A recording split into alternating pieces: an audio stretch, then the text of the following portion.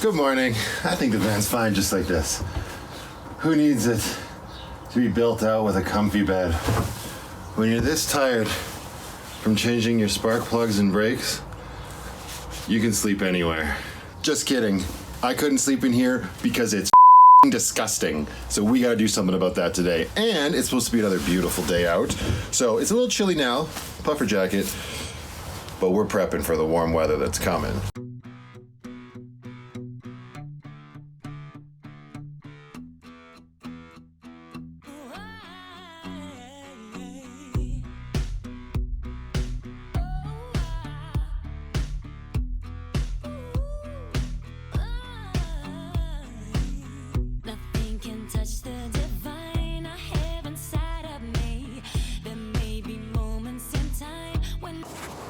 So I got to figure out how to take that middle console apart. I was able to like strong arm it out of there. There's two clips at the very base of it that clip it to the floor.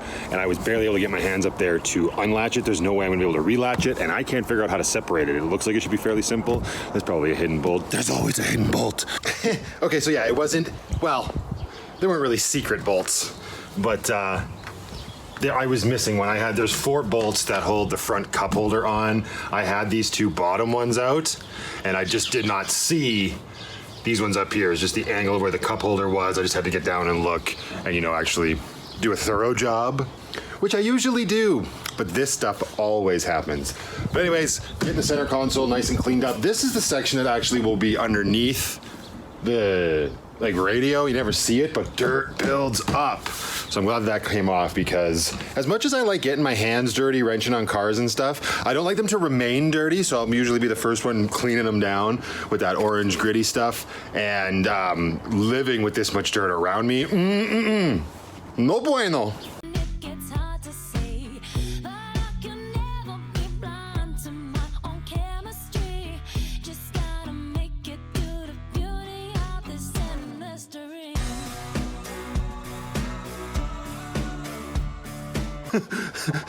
New problem. Now the floor is so nice and shiny and clean, I'm not gonna want to step on it. But I don't have a choice. It's just one of those things, right? All right, so now the actual metal part of the driving area is what I'm gonna clean. And I did a little bit of it yesterday. I found better than like wasting spray and rags, since there's so much dirt and crap built up, sorry. I've got a little like nylon brush, and I just scrub that. It comes off, and I just run the shop vac at the same time and just kind of suck it up as I go. So that's the next step.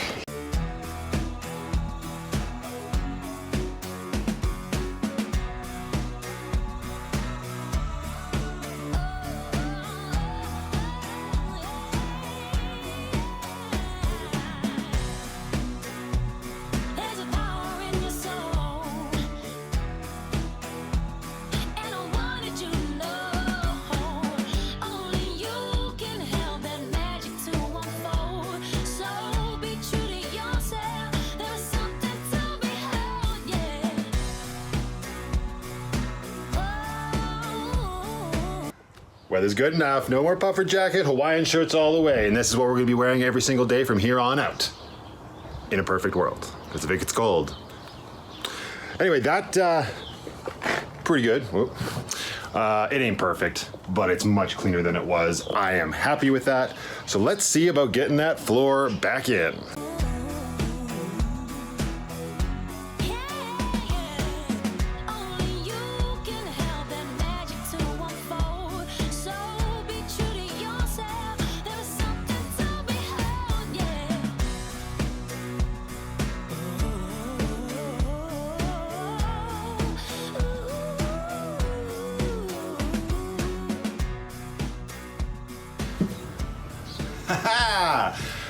Learning. It's all good. Snap right back in. It's still the cleaner. I mean, it's not really cleaner. It's kind of like a wax meant for windows. It's the only thing I had on hand.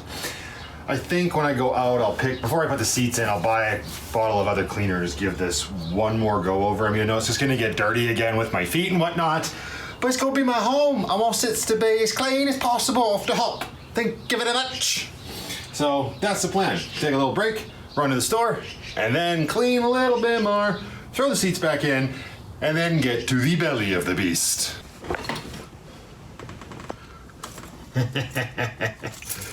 Okay, so the day got away on me a little bit, as it usually does. So I only got the front area cleaned and the seats put back in, which is actually okay, because I'm probably going to do another small dump run before I actually clean this interior. I gotta get rid of the floor and stuff. And the alternative is slice it up into little pieces that can go in the black bin. Absolutely not. Probably just do another rip this week out of the dump and get rid of it. And then we will start cleaning that. But everything's back in.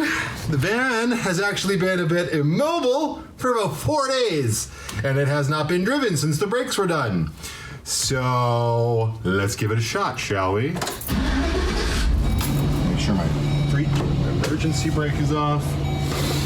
Oh gosh, okay. Let's see, how's the brake pedal feel already?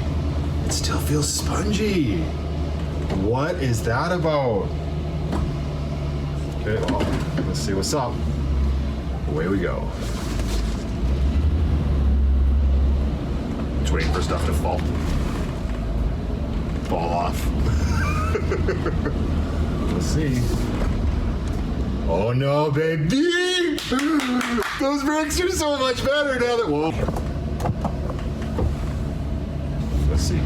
Okay, one more chance. Not one more chance, one more try. Buddy! We got stumping power. Oh, it feels so good! And I mean, I'm assuming the spark plugs are all fine because you fire it up and there's nothing weird happening. Oh, it sounds weird when there's nothing in it. I gotta get that insulation in. Whoa, I'm so excited. Installation is next. Installation. Shut up, Matt. You can hear everything. Yeah. Oh, well, that's no good. Yeah, that's better. Okay, so, I mean, that just goes to show how much, like, I saved $575. That's not including any sort of tax that would have been added for labor on spark plugs and brakes alone. Now, I know not everybody has the means or even the interest of maintaining their own vehicle. I get it. Some people, they're too busy, they don't care, or they don't have, the tools or a place to do it. But I'm telling you right now, if you have the opportunity to save yourself a little bit of money by wrenching on your own car, that is something I absolutely 100% believe in. It's just a satisfaction of doing the job almost more than anything else, because let me tell you, brakes on this thing, not easy. I mean, they can be not easy on any vehicle, for sure. But the smaller the vehicle, the easier it will be, because all of your hardware will be smaller. You'll be able to get in there easier and whatnot. But it was, I don't want to say miserable, but it was hard work. And I have no interest in doing them again right away. I'll do my brakes again when they need to be done. But it was hard, bloody work. I love wrenching on cars like that. I have never delved too much into the engine side of things. That's where it can get really complicated and you can probably easily screw stuff up. But when it comes to that regular maintenance stuff, oil's nothing. If you've never changed your oil on your car, do it on your next go around. Look, everything's online, look up what you need and just do it. Do it! Just do it! If you don't have a place to do it, you've got a buddy or some sort of family member that will have a space for you to do that. Change your oil, because that's the one thing people neglect first and foremost, right? And that's what will actually cause the most problems. Sure, you neglect your brakes, you won't have much stopping power, they'll squeak, they'll be obnoxious. But your oil, you don't take care of that, it can destroy your engine. And I know I'm not probably going to change anybody's minds. If you just take your car into the dealership and have the dealership do it for you, that's fine too, absolutely. I'm just saying, if you have any interest, any inkling whatsoever to change your oil, do it! It's so much fun. Some people will do it and they'll be like, that sucked! And I get that too. It's just me. But man, I'm so happy that all this basic maintenance work is done, because now I can start building this sucker. Oh, it feels so good.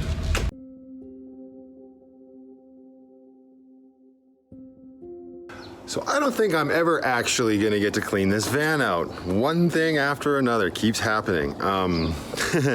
So I took the van for that rip last night, and after I stopped filming, this god-awful noise started emanating from this tire, right? Rear passenger.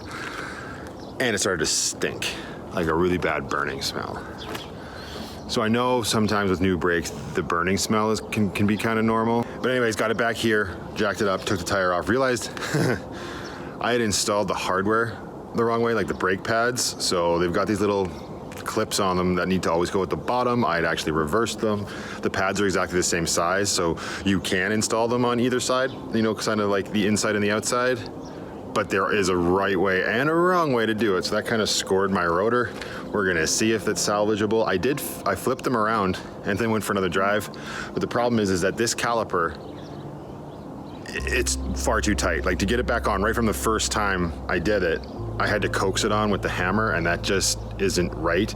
And now I think what's happening is, I hope it's not the knuckle that's bent. Hopefully it's just the bracket that's bent, and it's holding the pads against the rotor all the time, and it's actually causing the rotor to burn and the pads to burn and everything. So it's been sitting overnight. I just picked up a new caliper, so that's what we're gonna put on today, and hopefully that solves our problem. This is part of owning a used vehicle. Okay, so everything's off, cleaned the rotor up with some more brake clean, good gosh. Let's see if we can get in here. This is the new caliper. I got new hardware installed as well, so we're gonna get the brake pads in there and then see how tight it is. And then we gotta switch the actual brake line from the old caliper to the new one, which means I gotta bleed the brakes again when I'm done. So let's see how it goes.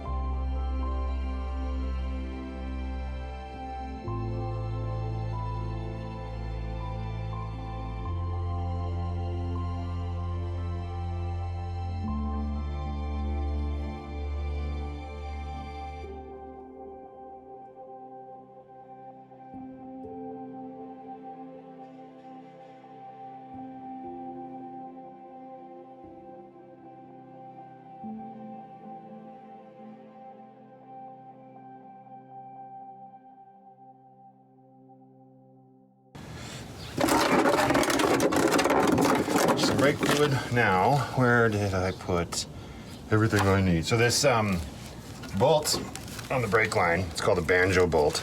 And on this Chevy Express, it's an 11 millimeter. So I'm gonna pull that out, brake fluid will come out, and then this has to get transferred to this one back here, which you probably can't see. But yeah, that's what we're doing.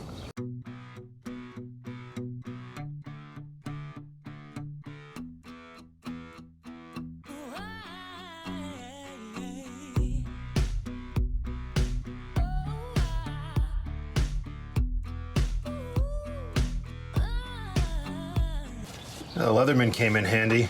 On either side of the banjo bolt are these little copper crush washers. Good Lord. There you go. And this one clearly got warped. It wasn't like a circle anymore. It was kind of like a soft triangle around the bolt, so it just wasn't sliding off, which wasn't letting me get the bolt out of the actual brake line here. So yeah, it's okay. New one came with two new ones, so I just use a Leatherman to crack it off. Easy peasy.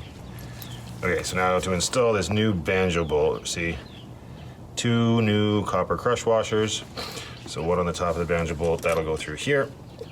The other one's gotta go on the other side of the bolt. Man, that auto exposure is super obnoxious. Right in there.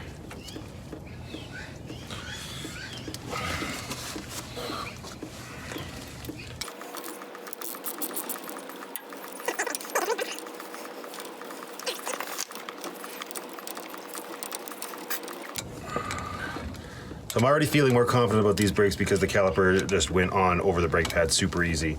No coaxing with a hammer. So that's a telltale sign of a caliper probably being shot. You know what? I honestly probably did it when I was taking it off because this one was so stubborn. I can't remember if it was the brackets that held the caliper onto the bracket, or the bolts that hold the caliper onto the bracket, or if it was the bolts that hold the bracket to the knuckle but I had to get my breaker bar to here and stand on it to break the bolts loose. So very easily could have messed a lot of stuff up.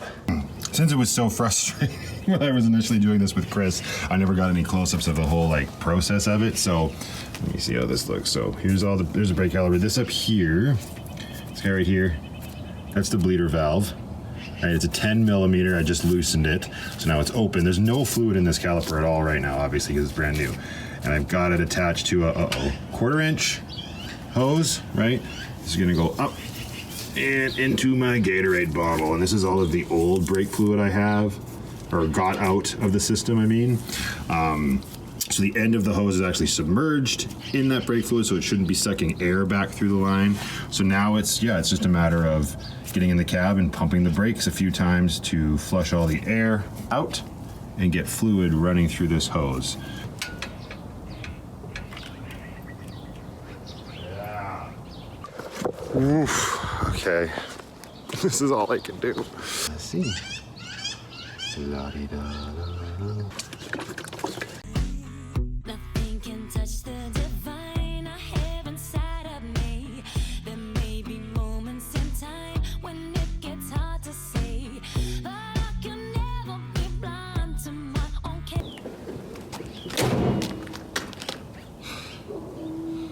Let's give it a shot and take that old caliper back, because there was a $76 core charge on that son of a bee.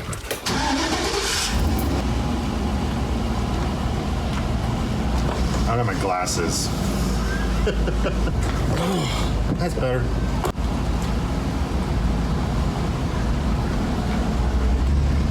So last night when I was driving around, I didn't go very far. I went to the old place and Safeway.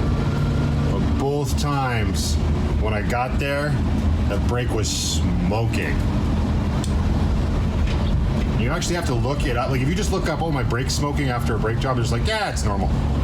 But you gotta look up like burn marks on my rotor or scour marks on my rotor or pads constantly touching my rotor. And then they'll be like, oh, they weren't bedded properly or there's something else wrong. Because I mean, it might get.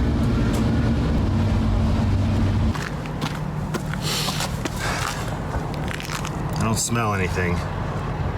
Definitely heard stuff though. Now I'm just paranoid. All right, I guess we go to Auto Value and just see how worse it gets or better it gets. I mean, whatever, even if it's still broken, nothing's broken forever. Everything can be replaced. Just have to sell body parts on the black market. Okay, so one thing I've already noticed. I keep thinking it's smoking, but I think it's just my exhaust. There's a noise when I'm driving. When I brake, it stops. So that leads me to believe that something is touching the rotor. Okay, so it's definitely a situation I'm gonna have to monitor, but I got back to the garage, ripped the tire off again, took the caliper apart, took the pads out, and gave everything a really good scrub down with brake clean, sort of filed some janky looking edges on the pads. I cannot pinpoint exactly what it was that would have been causing the noise that I was hearing on this initial test drive now.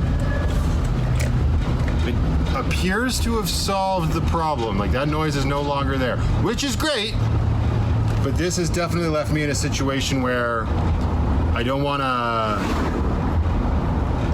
well, let's not count my chickens before they're hatched, but it's like, I'm just going to remain cautiously optimistic, knowing full well that I may have to rip everything apart again to clean it. But right now, everything's sounding great, which, if I want to take the complete positive route on this, that means I can move on to the next step.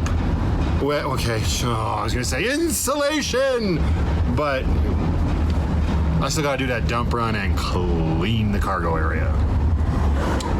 But hey, it's progress. So it's been a couple days. Took the van for a long drive yesterday out to the dump and then the long way back around on the ring road. Brake made noise for about, I wanna say 2 kilometers after about already driving for 10 minutes. And then it went away. So it seems to be solved. I'm super happy that that's no longer an issue. That's always worrisome when you do your own maintenance. You're like, oh my gosh, what did I screw up? You know, when you take it to a professional and they install everything the way it's supposed to be properly to their specs and standards. And then there's a noise and they can confidently say, oh yeah, that's normal, it will go away in time. That's completely different than you doing it yourself, hearing a noise and being like, well, maybe it'll go away on its own. That was a good learning experience for me to learn the all the bolts and the brakes of this vehicle.